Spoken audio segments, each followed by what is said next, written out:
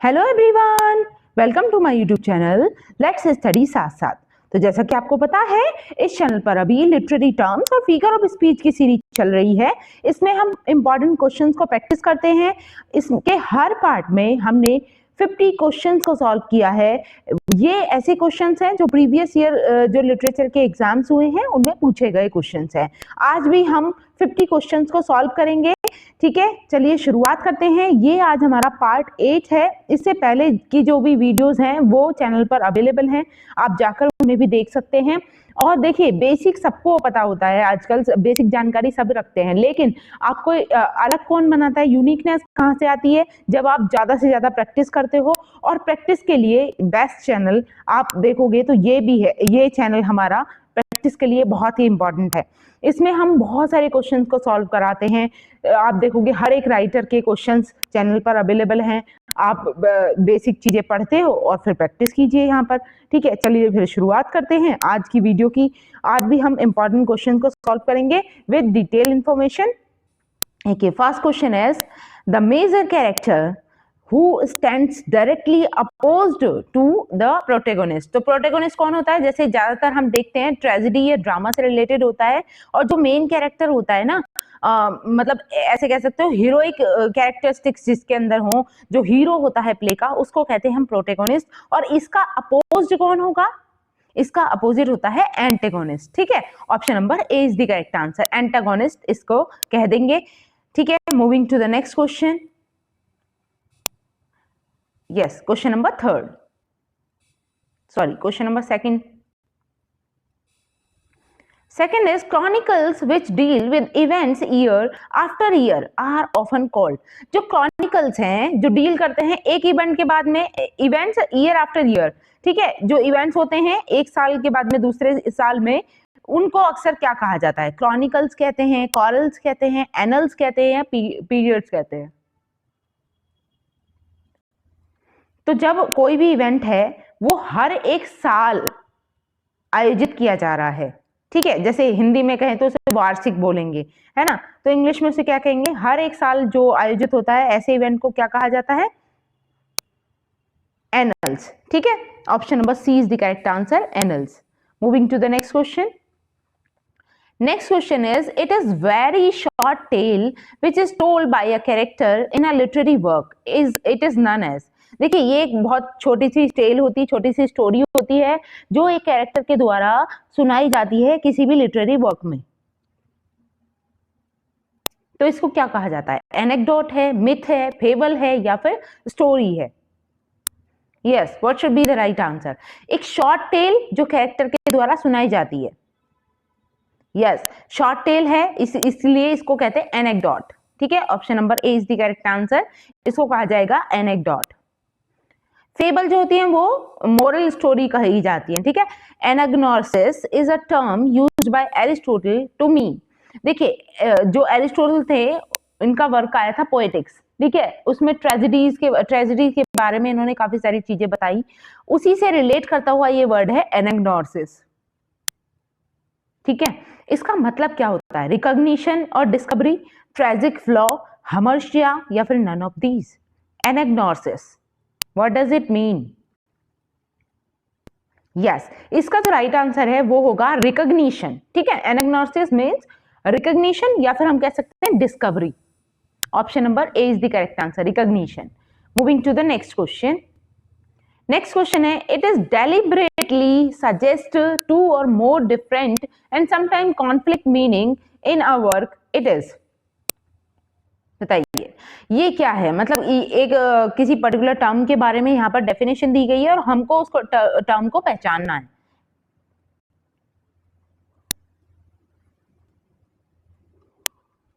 Yes, क्या हो सकता है right answer? It deliberately suggest to or more different and sometime conflicting meaning in a work.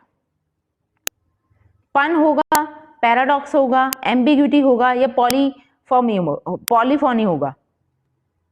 देखिए, इसमें क्या हो रहा है? कॉन्फ्लिक्ट हो रहा है, मतलब जो वर्ड्स कहे जा रहे हैं उसका मीनिंग जो है वो उससे कहीं डिफरेंट ही है। ठीक है, तो ऐसी सिचुएशन में क्या होता है? इस चीज को हम क्या कहेंगे? इसको कहेंगे एम्बिग्यूटी। ठीक है, option number C is the correct answer, ambiguity. Moving to the next question. Next question है, it is yes, wait a minute. Question number 6. It is a passing reference as it does not describe in detail the person or thing to which it refers. It may be from fiction, folklore, historical events, and religious manuscripts. What is it? Yes, सोचिए, answer कीजिए. यहां पर किस particular term की बात हो रही है? इसमें कहा जा रहा है कि ये क्या है? ये एक पासिंग रेफरेंस है, ठीक है. As it does not describe in detail the person or thing, क्योंकि ये ना डिटेल में किसी भी पर्सन को या थिंग को डिस्क्राइब नहीं कर रहा है, ठीक है. विच इज रेफर, मतलब जिसके लिए रेफर किया गया है उस पर्टिकुलर पर्सन को या थिंग को ये डिटेल में बताता नहीं है, ठीक है. इट मे बी फिक्शन, ये it may be from fiction, folklore, historical event, religious manuscript. ये कहीं मतलब किसी से भी रिलेट करके हो सकता है, फिक्शन से भी, फॉकलोर से भी, या फिर हिस्टोरिकल इवेंट से. यस, किस पर्टिकुलर टर्म के लिए ये है स्टेटमेंट? लाइटोटीज, एल्यूजन, सिनेक्डकी या फिर टॉटोलॉजी? यस, ये है एल्यूजन, ठीक है. Option number B is the correct answer, allusion. क्योंकि इसमें ना पर्टिकुलर जिस कैरेक्टर के बारे में टर्म रेफर की जा रही है उसके बारे में डिटेल में बताया नहीं गया है, एक कंफ्यूजन की सिचुएशन है, ठीक है. तो यहाँ पर है एल्यूजन. नेक्स्ट है, a reference to someone or something that is known from history, literature, religion, politics, sports, science, another branch of literature is. एक ऐसा रेफरेंस किसी पर्सन के बारे में या किसी वस्तु के बारे में that is known from history, जो कि हिस्ट्री से जाना जा सकता है या लिटरेचर के किसी भी ब्रांच से जाना जा सकता है. इसको क्या कहेंगे? इल्यूजन, अल्यूजन, फ्यूजन या कंफ्यूजन? यस, ये भी एल्यूजन की ही डेफिनेशन है, ठीक है. ध्यान रखना है, option number B is the correct answer, allusion. Next question is, Bunyan the pilgrim's progress is an instance of. Bunyan's जो राइटर हैं, राइटर थे, उनका एक पर्टिकुलर वर्क है द पिलग्रिम्स प्रोग्रेस. ये किस चीज का एग्जाम्पल है? एलेगरी है, इमेजरी है, मेटाफर है या डैडिज्म है? Yes, the pilgrim's progress. ये जो पर्टिकुलर वर्क है ये एलेगरी का एग्जाम्पल है, ये ध्यान रखना है. किसका एग्जाम्पल है? एलेगरी का. Next is, a story or a poem in which characters, setting and events stand for other people or events or for abstract ideas or qualities is known as. Yes, क्या होगा right answer?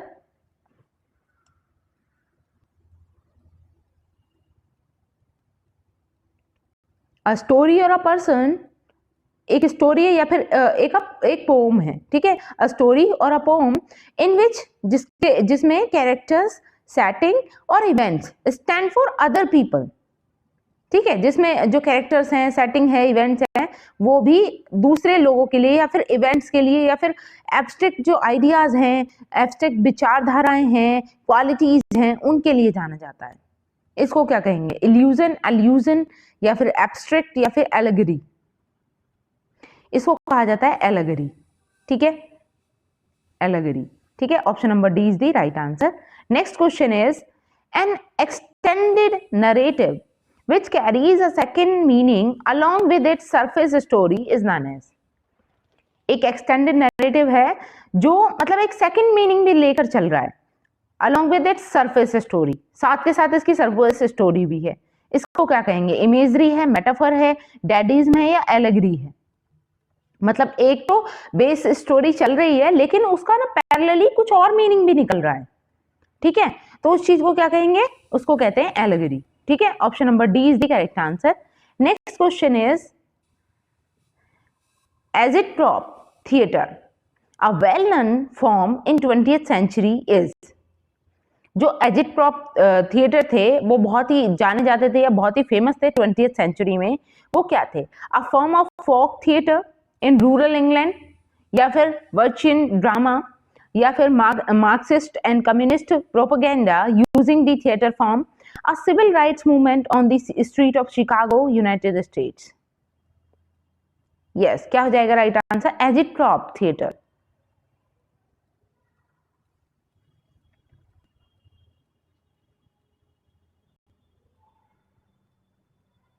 सोचिए, answer कीजिए।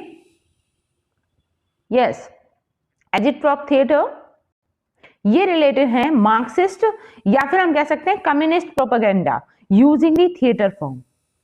ठीक है, moving to the next question. Next question is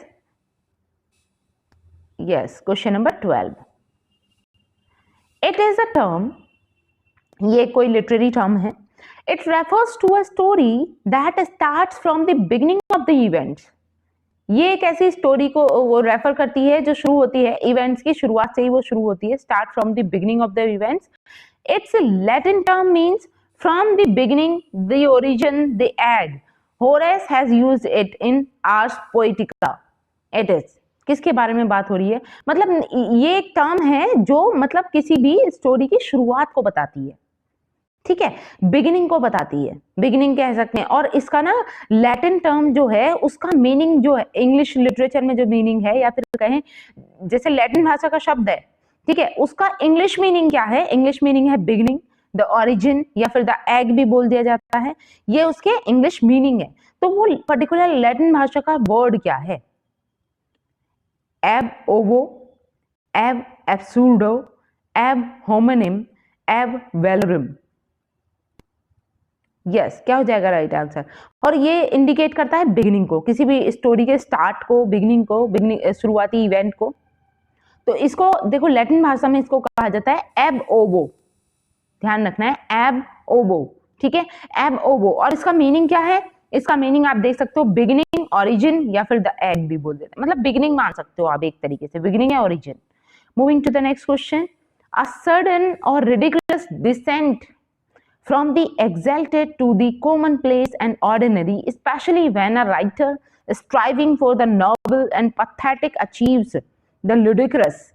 This is the best description of a term. This term is, देखिए यहाँ पे एक टर्म का एक डिस्क्रिप्शन दिया हुआ है, ठीक है, और उस टर्म को हमें पहचानना है। तो डिस्क्रिप्शन क्या है उसको देख लेते हैं। देखिए रिडिकुलस टर्म की बात हो रही है, ये एक सडन और रिडिकुलस टर्म है। ठीक है, a sudden and ridiculous descent from the exalted to the commonplace and ordinary। ठीक है, कॉमन प्लेस के बारे में, ऑर्डिनरी प्लेस के बारे में एक सडन और रिडिकुलस डिसेंट है। ठीक, स्पेशली सामान्यतः विशेषतः कब बोली जाती है? When a writer striving for the noble or pathetic. ठीक है, when a writer striving for the noble or pathetic achieves the ludicrous। This is best description of the term.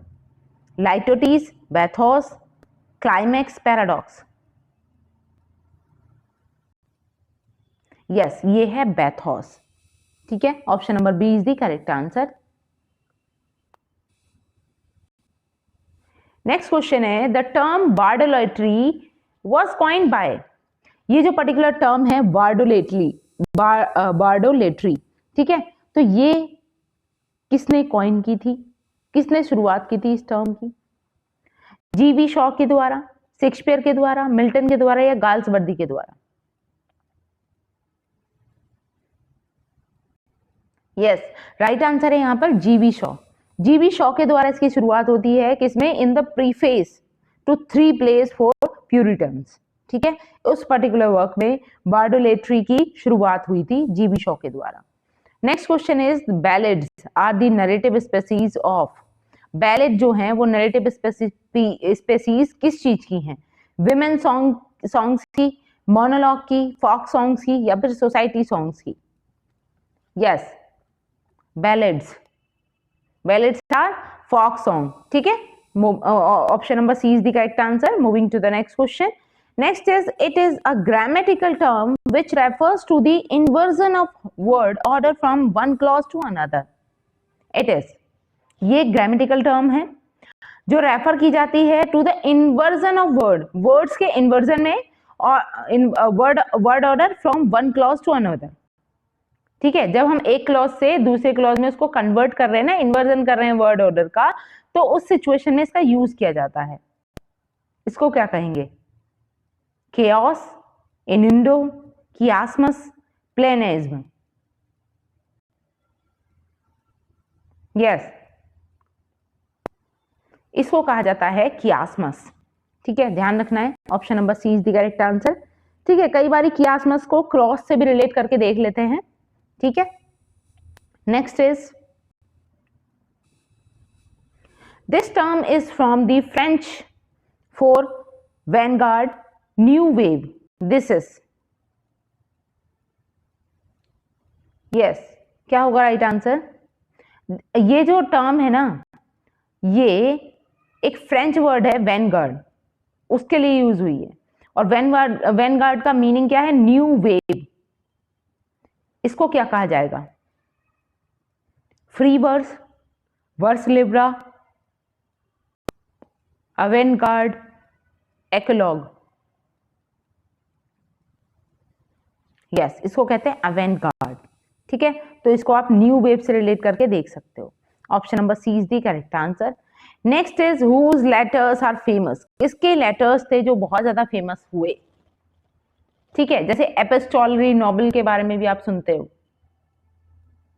जो लेटर की फॉर्म में लिखे जाने वाले नोबल हैं। तो किसके लेटर्स फेमस हुए?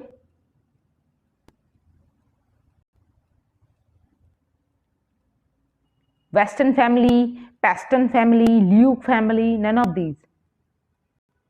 यस, यहां पर जो राइट आंसर है वो होगा Paston family. Option number B is the correct answer.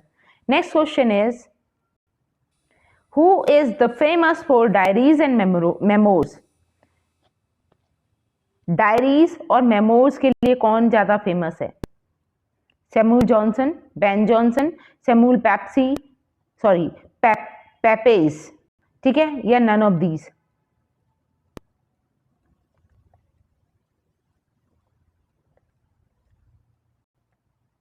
Yes, ध्यान रखना है, डायरीज और मेमोर्स के लिए सैमुअल पेपेज ही फेमस है। Option number C is the correct answer. Next question is Walden is a memoir of. Walden जो है ये भी एक मेमोर है, किसका? हेमिंगवे का, वॉल्ट विटमैन का, हेनरी डेविड थोरियो का, या फिर none of these? Walden. Yes, Walden नामक ये जो मेमोर है वो किसके द्वारा लिखा गया है? हेनरी डेविड थोरियो के द्वारा। Option number C is the correct answer. Next question is Julius Caesar used to write the depict his personal experience about epic battles. He is said to be the first. Julius Caesar जो है वो लिखा करते थे कि क्या चीज लिखा करते थे? ऐसे मतलब डायरी लिखा करते थे यूजुअली, और किस पर डिपिक्ट थी? Depict his personal experience about epic battle. जो उनके एपिक बैटल्स थे उनके पर्सनल एक्सपीरियंस पर बेस्ड होती थी।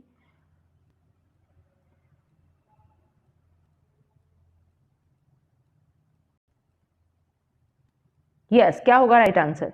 मेमोरिस्ट, कन्वर्सेशनलिस्ट, सेंटिमेंटलिस्ट, या फिर नन ऑफ दीज? उनको पहला क्या कहा जाता है? जो अपने एक्सपीरियंसेस पर लिखते थे, तो इनको सबसे पहला मेमोरिस्ट कहा जाता था, क्योंकि ये अपनी मेमोरीज के बारे में लिखते थे, है ना, एपिक बैटल्स, उनके जो कुछ के पर्सनल एक्सपीरियंसेस थे। तो इनको मतलब आप कह सकते हो he is the father of memoir. ठीक है, तो memoirist, he is said to be the first memorist. Next is Saint Augustine's Confession and Rousseau's Confessions are the earliest instance of. Saint Augustine's Confession, Saint Augustine's confession है, और Rousseau का जो confession है वो earliest instance है किस चीज के? ऑटोबायोग्राफी के, बायोग्राफी के, मेमोर के, या none of these? Yes, autobiographies. Option number A is the correct answer. Next question is it is a short speech which is heard by the audience. ये एक शॉर्ट स्पीच है जो audience के द्वारा सुनी जाती है। The speaker expresses the audience private thoughts.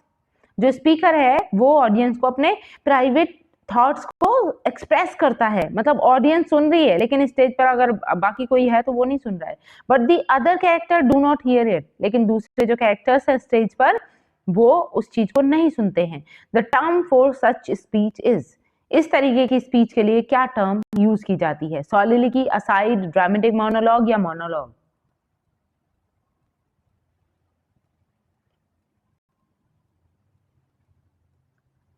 Yes, क्या होगा राइट आंसर? इसको कहते हैं aside. Option number B is the correct answer, aside. Next है art for art sake is associated with. Yes, art for art sake किससे जुड़ा हुआ है? एस्थेटिक्स से, आइडियलिस्ट से, इमेजिस्ट से या फिर नन ऑफ दीज? सोचिए, आंसर कीजिए। Yes, aesthetics. Option number A is the correct answer. Aestheticism एक अपने आप में एक ब्रॉडर टर्म है, ठीक है, जो रिप्रेजेंट करती है आर्ट फॉर आर्ट सेक्स को, ठीक है, आर्ट फॉर आर्ट्स सेक को। Next is the term used for the term used for the use of an old and obsolete word, idiom or form is। एक टर्म जो एक old या obsolete word के लिए यूज की जाती है, इडियम के लिए, फॉर्म के लिए यूज की जाती है, उसको क्या कहेंगे? आर्किज्म, एब्ल्यूशन, एब्रीविएशन, अनार्किज्म। यस, क्या होगा राइट आंसर? इसको कहा जाता है आर्किज्म, ठीक है। Option number A is the correct answer, archaism. Next is the bard, the iron lady, the king are the examples of a literary term. It is the bard, the iron lady, the king, ये सब example हैं किसी particular literary term के। वो literary term कौन सी है? स्पूनरिज्म, transferred epithet, antonomasis या antonomasia, none of these? Yes, the bard, the iron lady, the king, ये सारे एग्जाम्पल किस चीज के हैं? तो ये एग्जाम्पल हैं एंटोनोमेसिस या एंटोनोमेसिया, ठीक है। Option number C is the correct answer. Next is who wrote lives of the English poet. Lives of the English poets या फिर lives of the most eminent English poets और simply lives of the poets, ये किसने लिखा है? Ben Johnson, Beaumont, Samuel Johnson या फिर none of these? Yes, किसके द्वारा लिखा गया ये वर्क है? ये लिखा गया है सैमुअल जॉनसन के द्वारा, ठीक है। Option number C is the correct answer. Next question is Lytton Strachey is the biographer of. ये किसके बायोग्राफर हैं? लिटिन स्टार्की, चार्ल्स डिकेंस के, Queen Anne, Queen Victoria, Queen Elizabeth?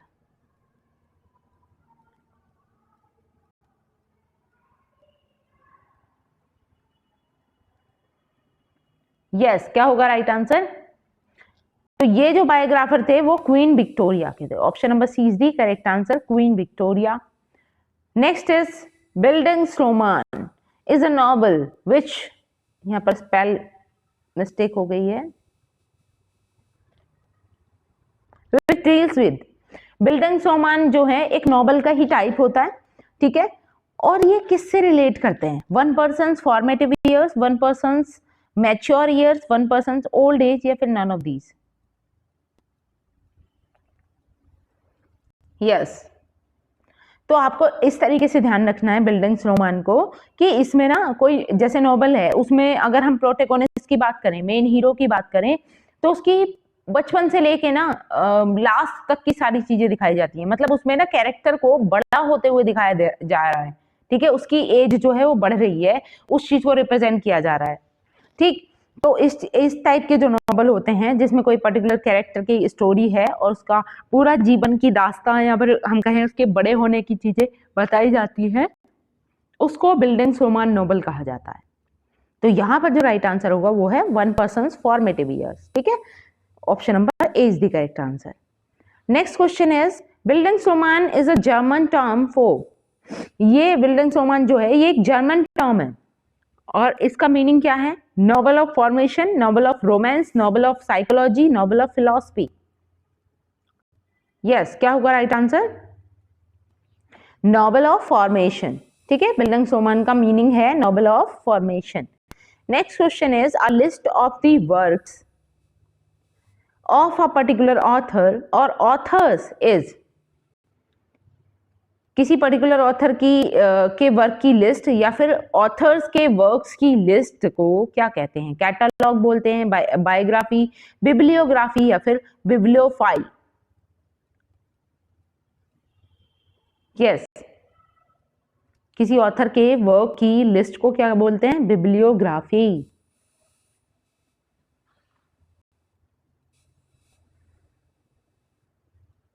Next question is it is the repetition of a word or phrase broken up by one or more intervening words. For instance, we will do it, I tell you we will do it, it is। देखिए इसमें क्या होता है? Repetition होता है word की बजाय हम कह सकते हैं कि पूरे पूरे सेंटेंस या पूरी पूरी फ्रेज का, क्लोज का ना रेपिटेशन होता है। लेकिन रेपिटेशन के बीच में ना कहीं ब्रेक आ जाता है और कुछ अदर वर्ड्स को भी इसको इंटरवेन करने के लिए जोड़ दिया जाता है। यहाँ पे एग्जाम्पल भी दिया है, जैसे आप देख पा रहे हो। For example, we will do it, I tell you we will do it. तो यहाँ पे वी विल डू इट का ना रेपिटेशन हो रहा है और बीच में इंटरवेनिंग वर्ड्स भी आ रहे हैं। तो इस चीज को क्या कहा जाता है? एजोनेंस है, डायकॉप है या फिर डायट्राइब है? None of these. क्या होगा राइट आंसर?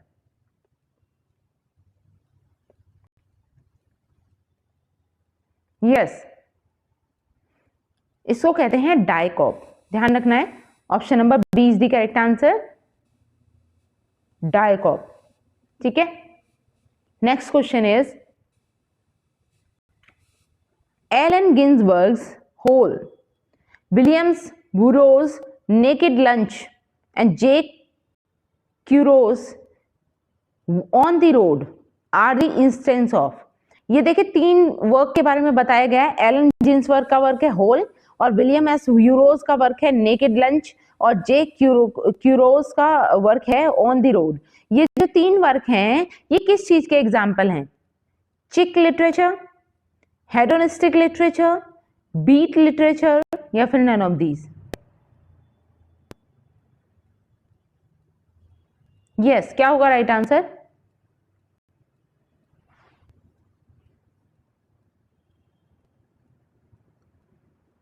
ये सारे एग्जाम्पल हैं बीट लिटरेचर के। ठीक है, option number C is the correct answer, beat literature. Next question is the Pulitzer Prize is awarded by. जो पुलित्जर प्राइज था वो किसके द्वारा अवॉर्ड किया जाता है? ये पुलित्जर प्राइज जो है अभी भी दिया जाता है जो, तो वो किसके द्वारा दिया जाता है? The American government, the council of American arts and letters या फिर द फोर्ड फाउंडेशन या फिर कोलंबिया यूनिवर्सिटी न्यूयॉर्क?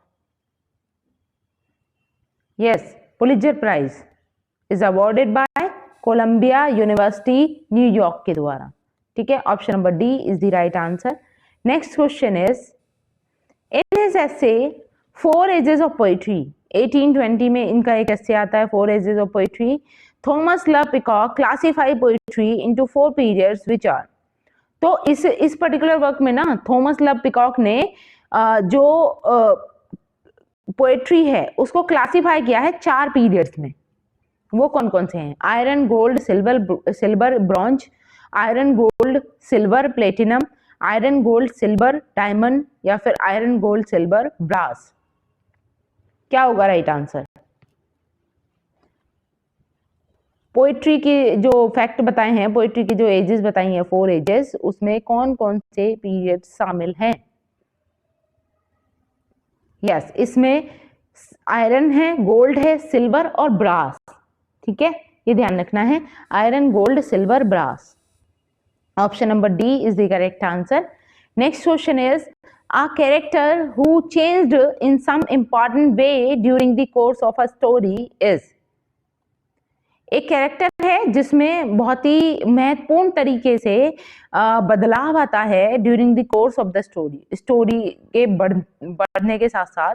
तो उस चीज को क्या कहेंगे? Idle character, dynamic character, static character या फिर नन ऑफ दीज? यस, सोचिए, आंसर कीजिए।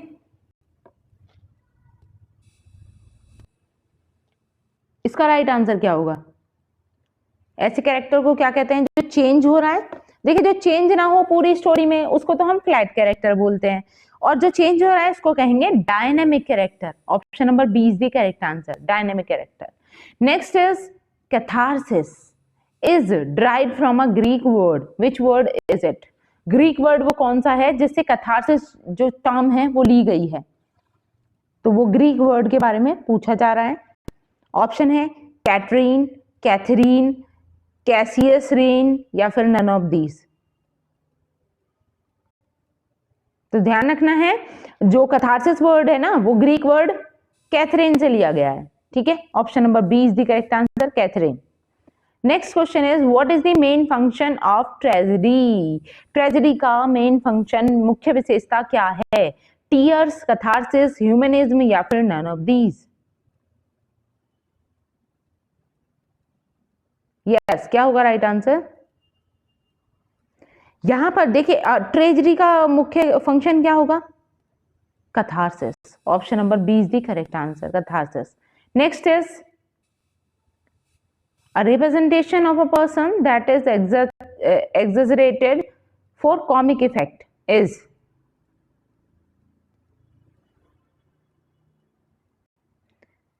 बताइए, कार्टून है, फ्लैट कैरेक्टर है, राउंड कैरेक्टर या कैरिकेचर?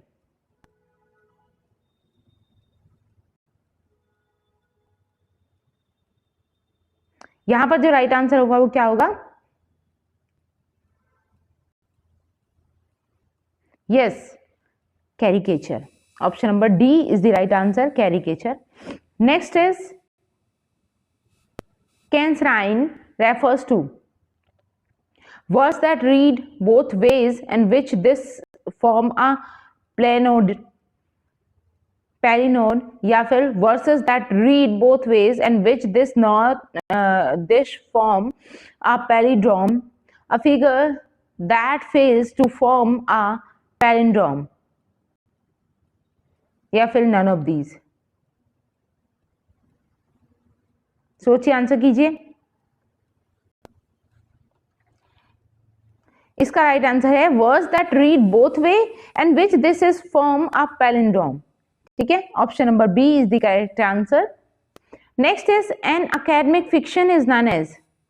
जो एकेडमिक फिक्शन है वो किस नाम से और जाना जाता है? साइंस फिक्शन, रेडी रेकोनोर या फिर चिकलिट या फिर कैंपस फिक्शन? एकेडमिक फिक्शन को किस और नाम से जाना जाता है? साइंस फिक्शन के नाम से, रेडी रेकोनोर या फिर चिकलिट या फिर कैंपस फिक्शन? यस, सोचिए, आंसर कीजिए। ये जाना जाता है, देखिए एकेडमिक फिक्शन इसको रिलेट कर सकते हो कैंपस फिक्शन से। Option number D is the correct answer. Next question is the term for beautiful handwriting is. Beautiful, बहुत ही सुंदर हैंडराइटिंग के लिए कौन सी टर्म यूज की जाती है? फोटोग्राफी, आर्टिस्टिक राइटिंग, कैलीग्राफी या फिर नन ऑफ दीज? यस, तो ब्यूटीफुल हैंडराइटिंग को क्या कहते हैं? Calligraphy. Option number C is the correct answer. Next question is the term used for a break or a pause in the middle of a verse line or a kind of pause or break in a line of words is caesura, recess, sestet octave. तो sestet octave तो क्या होते हैं आप जानते ही हो, जब आपने सोनेट पढ़ा था तो देखा ही था कि 14 लाइंस का सोनेट होता है और उसमें भी सोनेट को, जो पेटागन सोनेट था उसको दो भागों में बांट दिया गया था, स्टार्टिंग की 8 लाइन और लास्ट की 6 लाइन में। ठीक है, 8 लाइन को हम ऑक्टेव बोल देते हैं और 6 लाइन को हम सिस्टेट बोलते हैं। ठीक है, तो ऑक्टेव और सिस्टेट तो ये नहीं होंगे। ठीक है, ये सोनेट्स के पार्ट है। अब ये कह रहा है कि एक ऐसी टर्म है, एक ऐसी चीज है जो एक ब्रेक की तरह है, या फिर हम कहें कि लाइंस के बीच में जो पॉज आता है, जैसे 8 लाइन कंप्लीट हुई है और 6 लाइन शुरुआत हो रही है, इसके बीच में जो पॉज आ रहा है वो है middle of a verse line or a kind of pause or break in a line of words. इसको क्या कहेंगे? लाइन के बीच में ब्रेक आ रहा है वर्स वाली लाइन के बीच में, है ना, तो उसको कहते हैं caesura. Option number A is the correct answer, caesura. Next question is Saturn in Milton's Paradise Lost and Heathcliff in Emily Bronte's Wuthering Heights are the examples of। तो मिल्टन के पैराडाइज लॉस्ट का जो Saturn character है और हम कहें Emily Bronte का एक वर्क है वदरिंग हाइट्स, ये किस चीज के एग्जाम्पल है? वदरिंग हाइट्स का जो हेथक्लिफ है, हेथक्लिफ नाम का कैरेक्टर, ये किसके एग्जाम्पल है? बायरोनिक हीरो हैं, ये कॉड हीरो हैं, स्पिरिचुअल हीरो हैं, या नन ऑफ दीज? यस, क्या होगा राइट आंसर? यहां पर राइट आंसर है Byronic hero. Option number A is the correct answer, Byronic hero के एग्जाम्पल हैं ये। नेक्स्ट क्वेश्चन है mad, bad and dangerous to know is about Byronic hero, who is? Yes, Byronic hero के बारे में जानना बहुत ही डेंजरस है, या फिर कहें मैड, बैड एंड डेंजरस है, टू नो, ठीक है, इनके बारे में जानना। तो बायरोनिक हीरो किस तरीके के होते हैं? Hero of the highest order, villain of the highest order, anti hero of the highest order, या फिर नन ऑफ दीज? तो इनको कहते हैं anti hero of the highest order. Option number C is the correct answer, ठीक है, anti hero. Next is the Pulitzer Prize for fiction is given to an American author preferably dealing with contemporary reality, American life, British life, या फिर Wessex life?